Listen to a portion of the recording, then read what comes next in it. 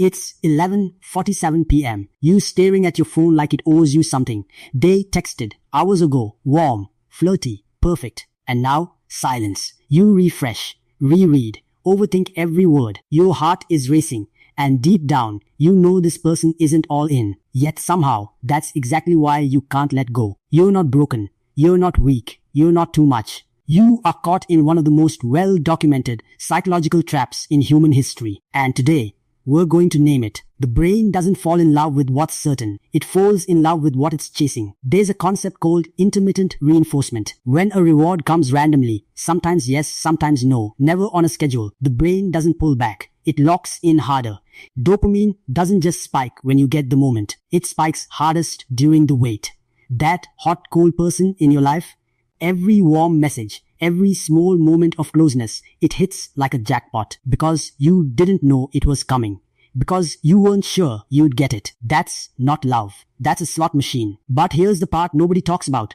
Why does this happen to you? John Bowlby's attachment research tells us something uncomfortable. The emotional patterns we learn as children don't disappear. They go quiet, and then they show up again in the people we choose. If love in your early life felt conditional, something you had to earn, perform for, wait for, then emotional unavailability in a partner doesn't feel like a warning. It feels like home, not because it's right, because it's familiar. And the brain, by default, mistakes familiarity for safety. And then there's what psychology calls the IKEA Effect. We fall for the chase because we value what we have to fight for. A consistent, available person can feel too easy, but the one who runs hot and cold. Every crumb of attention feels like a victory. Every small moment feels earned. And we mistake that struggle for depth. We mistake the anxiety for passion. We mistake the chase for connection. So what actually changes things? Not finding the right person. Finding the right awareness. First, stop calling it chemistry. Call it by its real name, a familiar wound showing up in a new face. Second, ask yourself this.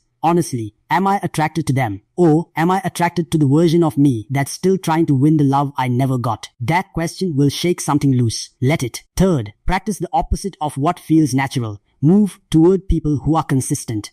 Learn to sit with the discomfort of steady love because your nervous system doesn't recognize peace yet. Not because peace is boring, because peace is new. Real love won't make your stomach drop. It won't make you check your phone 47 times a day. It won't make you shrink, perform, or wait in the dark wondering if you're enough. It will feel calm, steady, almost uneventful. And that's exactly what you've been training yourself to run away from. You deserve love that doesn't make you anxious. Love that doesn't keep you performing. Love that feels like peace, not a battlefield. The moment you stop chasing the wound is the moment you become available for the healing. Your attachment style isn't your destiny. It's just your default, written before you were old enough to know you had a choice. Now you know. Now you choose.